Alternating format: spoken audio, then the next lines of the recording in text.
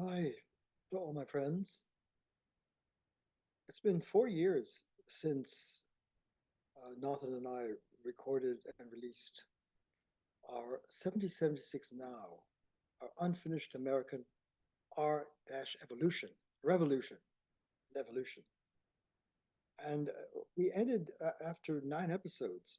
We had a moment in the studio off the record where he asked me to express myself, and I presented what we call a heart to heart with my fellow humans. It's 4 years now, and looking not just at the situation in the political civic space in the USA, but across the planet, in hotspots all across the planet, the Ukraine, Gaza, just to mention a couple places. It's a human condition.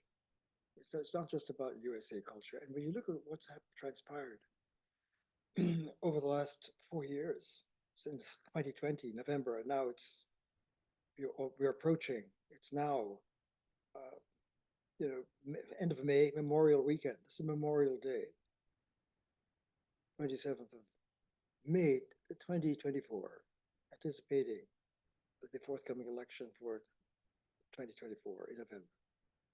So it's a 4 year anniversary. And if we look at the United States situation and in terms of what has continued to deteriorate, people say that it's now a choice between autocracy and democracy. Democracy is on the ballot, and each side is claiming the rights to democracy and standing up for the Constitution. And and it seems to be people are beginning to see that is there any truth? There's nihilism in the culture. What is that? It means that we have no foundation, no ground, and we're being fire hosed with disinformation and falsehoods and falsities and conspiracies, and people are confused. We don't know what to believe. So there's chaos in the political space. But in my heart to heart with my fellow humans, I don't just say Americans, because what did we bring out in the 9 episodes of the unfinished American R-evolution revolution, the unfinished American revolution, 7076 now? What do we mean by that? Well, in the heart to heart kind of sharing on what we felt we were attempting to bring forth in the 9 episodes, which show there's a missing foundation for democracy, for demos, for the people. What do you mean by that? Because we tend to think that, okay, our founding fathers, I don't like to exclude the mothers, but we speak of our founding fathers laid it out, and that's it. And that's what we take, as if it came from them. Whereas what I was pointing out and what came out in our 9 episodes, which has just been sitting there, and we want to re-release it. And this is an attempt to give a kind of a missing prologue to what was going on in the founding visionaries of 1776. Was it they're making this up, or are they tapping into a deeper wisdom, a reservoir of wisdom of the human family over the 2,500-year period? And what we were suggesting is that before we start with 1776 in the local historical space of the founding in Philadelphia, and I'm speaking from Philadelphia, a professor at Haverford College outside of Philadelphia for the past 56 years, founded by the Quakers, who played a role in Pence Woods in Pennsylvania and Franklin in the founding in 1776. But what was going on? In the midst of what's called the European Enlightenment, that human reason has a resource to have fundamental truths for all human beings beyond our ethnicity and identities and so forth. That's the European Enlightenment. But that enlightenment goes centuries. Socrates, Plato, Aristotle, and Plato's Republic, and Socrates is calling us to know thyself and leave the caves of ignorance and come into the light of Logos, the Greek word for the light of reason. And Plato saw that until there is wisdom in the leadership and the culture for self-governance, if we don't have wisdom, which is the light of Logos, which is rational light, self-evident truths of reason, then we will never have justice in society. And when we look across, say, the USA situation now, where is the wisdom? Where are the fundamental truths? Where are the foundation? Where is the global power of reason shaping our civic space for all of us? That's the theme I brought out in my heart to heart, and my partner Nathan also in his pleading to let's vote, let's human up, let's vote. Where are the people? That would be a premise. So let me just pause a moment and elaborate on that. So what is the missing prologue surrounding the founding visionaries? There's something deep going on, deeper than we realize when we can see it in a global light. What's a global light? Well, what we tend to do, we humans, in our technology of consciousness, or that's important, the software we're using, and it's using us. If we don't have a way to check out the software of our thinking and our consciousness, it's going to govern us. It's going to be like a tyrannical, power controlling our experience and our interpretation of reality and our human experience in civic space and political life. Everything will be shaped by the software of the mind. Let's use a metaphor that we can use now, but it was not seen for centuries. And in my own journey as the first philosopher, and that word first philosopher comes from Aristotle, but it's been going on across the planet from biblical times all the way across the planet. What is that? Trying to understand and come into clarity and a profound, authentic encounter with what is first.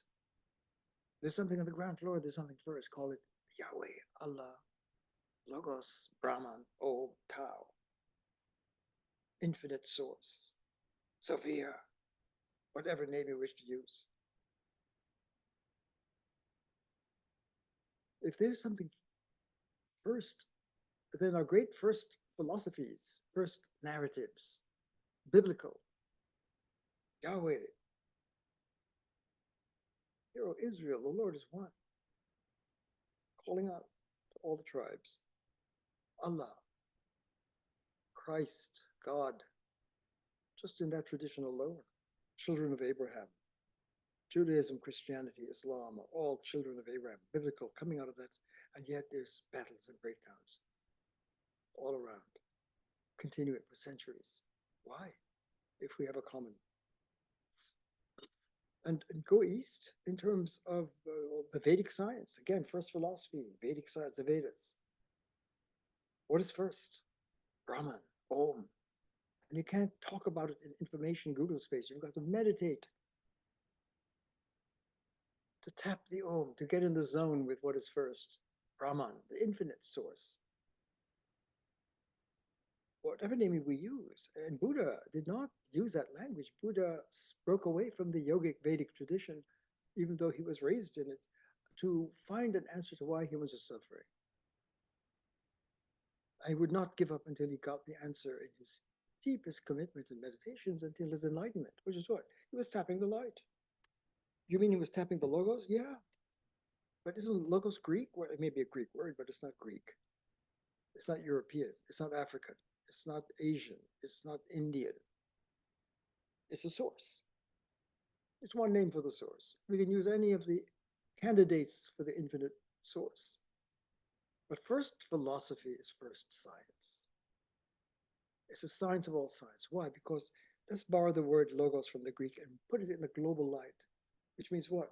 It's a source of all possibilities. Why? Because it's infinite. It's known. It's a basic axiom. If there's any self-evident truth, first philosophy, first science, source science, it is that what is first is infinite. And if we use the word logos, logos is real. And the code of logos is not our everyday code of mind. And we haven't understood that. We've been living in a code chaos between our own privileged everyday ways of making language and culture, experience, and world and politics and human relations and ourselves. The software of the mind is shaping how we do it. Great to have Google software of interpreting and reading reality. We read reality. A rational being, a human, intelligent being with meaning and language reads, we interpret according to our wills. And that's a rational power. To have a will to read it and make a choice. And so the technology that emerges in our human evolution over millennia, to say the least, which where we could tame the logos, the meaning, the infinite, uh, word power, mind power, source power, being power, ontology power. Ontology is a word for being. Ontos is in the Greek is being. Ontos logos is the science of being, first science. Why is it first? Because if we can get the code for logos and see that logos is global, it's the source of all possibilities. Nothing can stand outside of the logos. That's a basic self-evident truth. Logos is real. You could say Yahweh, Allah, Brahman, Tao, Om, whatever name, the grand unified field of science trying to get to the ground floor of ultimate reality of the cosmos. All of these convergences. What is first is infinite because it's incoherent to even posit the boundary. It's self-defeating. It already shows it's not going to work. It's boundless and transfinite. We can't capture it. We can't control it. We can't name it. That's why the warning, do not write the name of what is first. It's a transgression in our language, in our logic, in our mind operating, in our software. Our everyday evolved software, great as it is in Google space of information, which is vital, right, cannot access the ground floor of being, source science, Vedic science. A technical word for that in Greek, logic of consciousness and language and reason and meaning is predicate, predication. To think is to predicate. But that's one form of consciousness and thinking. To interpret the world and have subjects and predicates. And I'm a human, I'm a man, I'm a citizen, whatever. We develop our CV. That's predication. The sun is shining, rain is falling. Right? We're good at that. A storm is coming. Danger is at hand. All of that. That's information. And that's one way of taming the logos fire of meaning and being and truth and word power, mind power, consciousness power. But that's one form of thinking, but there's a deeper form of thinking if you're going to get to what's first. The great thinkers and first intelligences of seeing we have to really find a way to move from our language and our derivative code to get to the ground floor, to tap the logos, or whatever name. Why? Because if it's infinite, and here we go, it's infinity one. Basic axioms begin to flow. When you get out of silo, if you put Yahweh over there, and Allah over here, and God over there, and Christ over here, and Yoga, Om over here, and Shunyata, Buddha, Dharma over there, and Tao over there, and Ubuntu, the African axiom of I am because you are, we are together. We can that Ubuntu. I am, you are. I, thou. Wisdom. That's a fabric of the fundamental field. And humans are logos sapiens, logos kids, rational beings. As great as our derivative form of reason is and has been, with all of the wonderful breakthroughs that we have with Google information, which is an ancient mind operating software, the computerized version of it, of cyber logic, to have the age of information. No, that's been going on for millennia as we learn language and reason and thinking and consciousness. But that was one form of derivative thinking. It's not empowered enough to get to the deeper kind of coherent, integral, meditative thinking. To predicate is one thing, but to meditate is another. And the predicative mind can't meditate. You have to sort of see it, step back and see, oh, I'm predicating. I'm a predicator. And I really need to detach and let go. This is very important. Because I think our founding visionaries of 1776, when they opened the Declaration of Independence, look at it again. It was not just about getting apart from an external monarchy, power over us that we had to separate from. No, it was separating from whatever compromises our dignity and independence as first persons. And we formed government for that, to protect that. That's the demos. The demos is not in Google space, in predicative space. We have to really get to source science. And that's the foundation of the demos. So democracy is not something that we invented or the founding visionaries cooked up and say we have to self-govern. We don't want an external power. We have to do it. No, we hold these truths to be self-evident. That we're endowed by the source, God's nature, nature's God, the infinite, with unalienable rights, life, liberty, well-being, independence, and our freedom. And we form governments, management to support and protect that at all times, at all costs. And the opening also said that if at any time, whatever form of arrangement of government, of management, and self-regulation, if it's violating our dignity and independence and freedom, endowed by the source, by Logos, we're Logos kids, we must step back, painful as it may be, as conservative as we are, and institute a new form of management and self-governance as free beings that protects our freedom and dignity and worth. That's what we brought out in our 1776 Now series, 9 episodes, in great depth and detail, to show that from the light of global wisdom, source science, the foundation of the human being, of being first persons, mindful logosapient beings that we are. And Socrates saying, know thyself, leave the caves of appearance and come into the logos light and know thyself above all. Buddha is saying that. Let go and detach from mind operating processes that violate our freedom of the self. There's a no self when we enter the fundamental field of infinite connectivity and flow, where everything is interwoven and nothing can be broken apart as a separate Lego unit, an atomic piece. There are no separate entities, and we are not separate beings apart from the source. We can't be. No one can be apart from being. Buddha got that. And 2,500 years later, we say we were living in an interconnected universe. Is that something that Lego mental? So I'm using some words like, the Lego mind, the Google space breaks into units. Predicative thinking is a form of a download from reason and language power and word power. In the beginning is a word, the Logos, Om, Tao, Yahweh, the infinite word. We download it to where we are. And we're good at naming things and putting them in separate pieces. And we don't realize that's the software working. And if we think that I'm a separate being and I exist on my own, that's a dangerous situation existentially. Because the great wisdom traditions understood that if we're cut off from source, from the unified field of flow, be in the zone, and flow with Logos, we're going to feel it and we're going to hurt. That's where Buddha said we're going to suffer. Existential, ontological, not just psychological, which is bad enough. Ontological, existential, suffering of all kinds. We'll be cutting off from the truth, from the source, from meaning, from being, from value.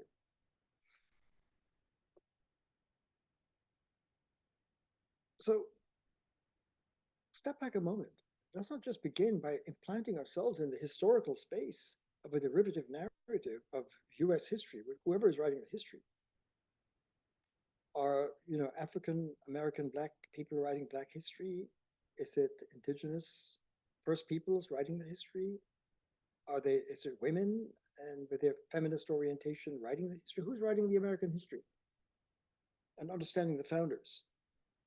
And the complaint that they were self-privileged white males with slaves, and women were not even on the screen of having rights. And they are the founders. No, the founders are not the individuals. The founders is Logos, the infinite source. That's a self-evident truth. Self-evident truth is not truth that we, predications and sentences that we cook up and make us say it's not what we hold it to be true. Our holding it to be true is not what makes it true. We hold it to be true because it shines forth in the light of Logos. And to see it is to recognize it could not be false. To realize that Logos is infinite. And the infinite is infinitely one. And if it's infinitely one, it can't be divided into Lego pieces. Those are constructs artificial of the humans, the Lego sapiens, not the Logos sapiens, Lego sapiens. It's a stage of our development. Because wisdom understood that we are as we mind. What is a software? It shapes your reality and who you are. And if you're using a derivative code, information-based, talk about it, that breaks things into units and binary and polar and either P or not P, or true or false, or wise or unwise, or a binary. If you're using a binary software, you can have a binary binding life. Whereas if you're using higher voltage logos code, source code, where you can handle the profound interconnectivity of reality and handle the unified field of being. And you can't do it from the outside. You've got to surf it. You got to zone it. And we need technology for that. And we didn't have it. Our greatest minds really knew that something was there to get it, but they were using derivative language and discourse, space of reason, derivative reason, to try and convey that something is deeper. And we've got to make a shift. We've got to let go and separate. Echoes across the centuries. We've got to separate from derivative ways of being human and to come into and make a shift into the zone. That's Christ. That's Buddha. That's yoga. That's Socrates. Leave the cave and come into the space of wisdom, into the logos. On and on. The Tao that is named ain't the Tao. Why? Because the infinite cannot be downloaded into a derivative sport. But that's where, is that where the founders were speaking from? Or were they tapping the source? They do say, with a respect for the wisdom of mankind, we hold these truths to be self-evident. That we're endowed by source, by the infinite source, with human rights. Why? Because we're humans, because we're persons. That's a demos. Have we become demos? Or are we still struggling with the derivative form of being the people? When we say we the people, and we're scattered and broken and fighting, and it's clear that small d democracy is not working in the holy experiment. Why is it a holy experiment? Because it's the Logos calling our children across the planet to wake up and enter the source and put first. Until we invert from putting ourselves first and our own wills and our own narratives first and really honor and get humble rationally and say, oh my God, source, Logos, the light of reason, being. I can't be without being. No one can be. There's no narrative. You can't think. There's no word. There's no language. Nothing can be without being. How do we honor that? We've got to go not conversion from one belief system, we've got an inversion. And that's a separation. And the great first teachers in trying to say there's a profound shift we need to make. And in the Jesus version of it, for example, right, when Jesus died for our sins, what is sin? Separation from the source, alienation. Why? We're in the sin zone. We're using sin code, sin software. We haven't seen that. We think it's something in the mythology that Adam and Eve disobeyed the injunction not to eat that fruit. What fruit? To eat of the tree of knowledge, not the tree of wisdom, not of knowledge, not of. Don't go into Google space. You'll fall, people. Eat of wisdom, the logos.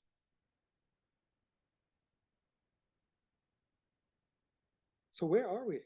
You know, has the American Revolution and evolution, the call to put persons first, put source first, whatever name, one nation under God, indivisible, one nation under logos, indivisible, one nation under source, indivisible. Why is it indivisible? Because you can't break it. What's on the ground for it? That's the foundation of democracy. It's not that Americans founded democracy and it's going global, our version of it. No. Democracy, small d, is a download from demos, we the people. Demosology, the science of demos, humans, rational beings, the light of reason. That's what democracy is. So before we go to sort of fight out between democracy or autocracy at the lower level, let's ask, do we have a personology? Do we have a personocracy? Do we have a logosocracy?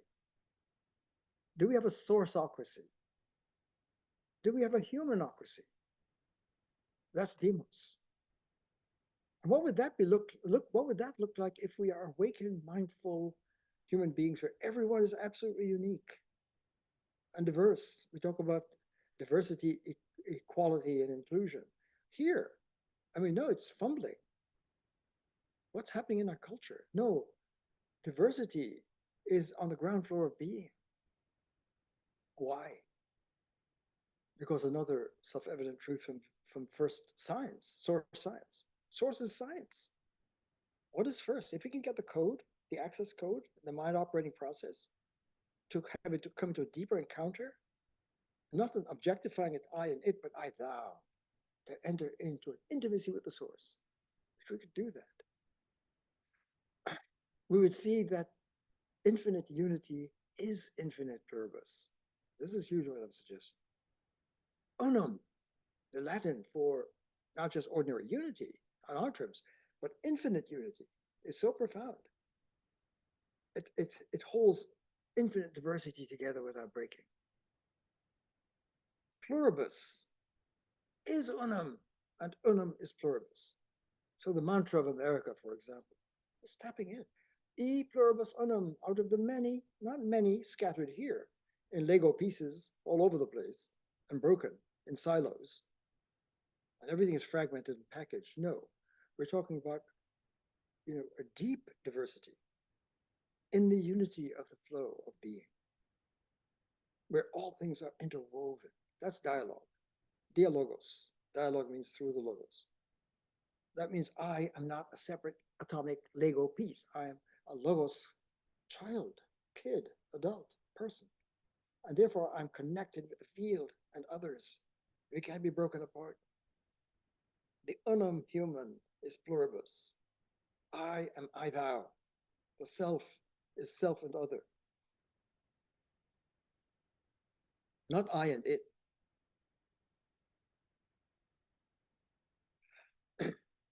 So if we look again back in the heart to heart of 4 years ago and the 9 episodes, if you, in the light of what I'm now sharing, which is what I'm suggesting, there's a missing prologue or prelogue, forward, preliminary, a transcendental space of the logos, self-evident truth, which is global and the source of all possible narratives, which is giving us our true form.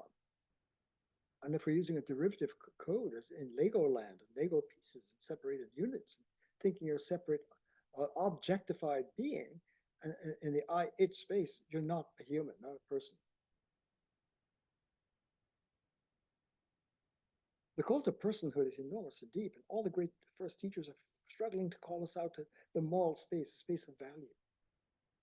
And in the Christian version, Jesus died to get over the sin of separation, to build a bridge back at the logos in the flesh, as John would put it. Why did John do that in this gospel? When you move from the Hebraic to the Hellenistic logos, at the beginning is the logos, and the logos was with God, and the logos was God, and the logos became flesh and spoke. What language? Not Google's language. I am the way, the truth, and the life. Why? Because that deep language, it's not talking about it, it's being it. It's not representational picturing, it's presentational, it's Zen, it's in the zone. And when we have our peak moments and we just spontaneously have the in the zone flow, those are just appetizers of what the human awaits us to be zoners, Zeners, mindful, logosapient kids across the planet.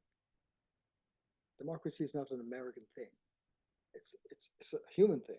It's a global thing for all humans, all logosapiens. Before we talk about democracy, autocracy, communism, capitalism, all of these derivative battles that we're having, let's talk about, do we have a human ocracy? The deep political space, of sacred space, of ethics, of honor, of dignity, of freedom. Because if you think that the Lego mental space is a free mind, it's not. The land of the free cannot be in Legoland. It's got to be in the logosphere.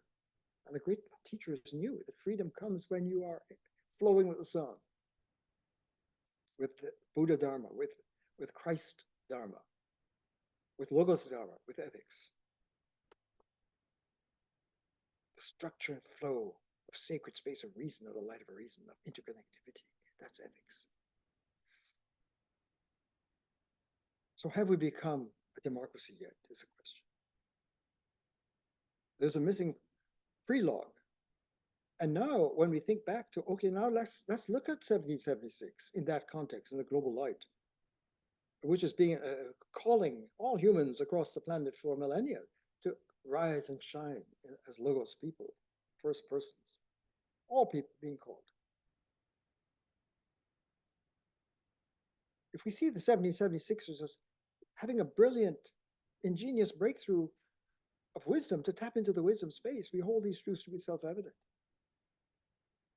And the opening four sentences of the Declaration, which we pointed out in our 9 episodes that were published 4 years ago. In the course of events, whatever arrangements connect people one to the other, if it violates our dignity and our worth and our independence as our freedom, we must separate. Wow, think about that. That echoes all the wisdom of the planet. We got to separate from what? Mind operating, culture making, life making, ways of processing or using our mind, software that's compromising our dignity and worth. It's not just a monarchy is externally imposing upon us. That's important. We can't have heteronomy, external forces dictating to us, but we can't have internal forces dictating to us either. And if our preconscious, rational, mind operating technologies, such as it is, evolving over millennia in our evolution, which is great to tame the logos and make it usable to save our lives and have a culture and experience and worlds and worldviews and religions and disciplines, all of that. We have that. but if it's a derivative form of logos, of reason, then we must mature to a holistic, integral, connected form of rational light in the logos space. That's where we shine as human beings. So democracy is a global logos for all humans in our nature. So we must separate from, to put it in the way we're speaking now, when we see that the self-evident truth, life, liberty, happiness, well-being, is being. If you're in the derivative cut off from being, you can't have well-being. We know that. That's echoed through the centuries. Well-being means having access to being. Logos, Yahweh, Allah, Tao, Om, Christ, Buddha, whatever name. So the opening declaration of the Declaration of Independence is amazing in the global light. That's the source of democracy and personhood. And the second point is, after whatever arrangements join us one to the other, what the political arrangements we have, a cultural, technology we've got going on, if it's violating our dignity and worth, we must see it and separate. That echoes the wisdom of the planet. That's a very difficult, scary task, to separate from the software we don't even know we have. Can't even see it, because it allows us to see, but we can't see it. We don't know how to mind our minding. That's the American Revolution. If we can't mind our minding and ask what software, so to speak, are we using to shape our lives and our worlds, what interpreting mechanism and practices mental are we doing to make sense of things and meaning and language and reason and our cultures and worlds and worldviews and facts and phenomena and all of that. Have we checked that out? Because our emerging great first philosophers, teachers, scriptures, wisdom, enlightenment through the centuries have been saying, check it out. They didn't have a way to put it, software of the mind.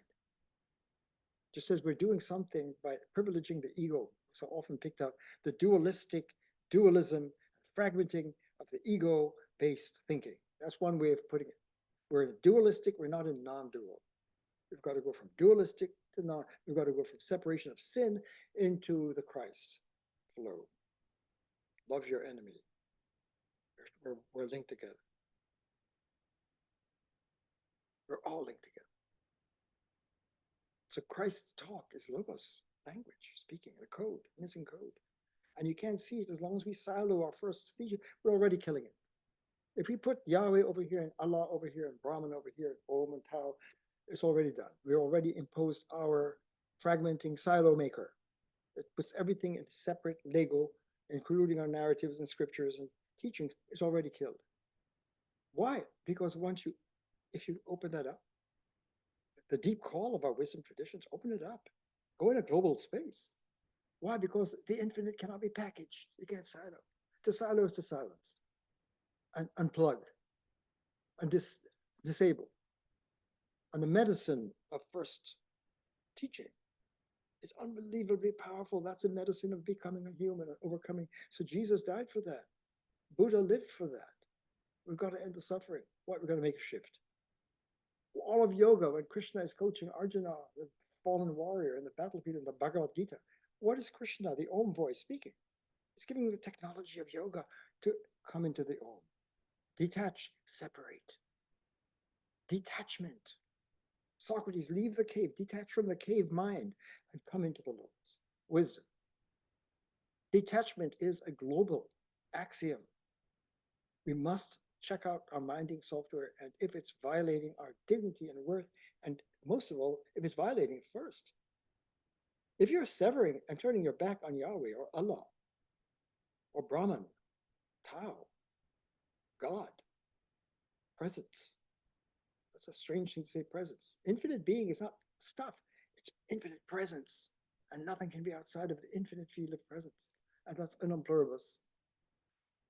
That's the space of democracy, demosocracy, humanocracy, personocracy.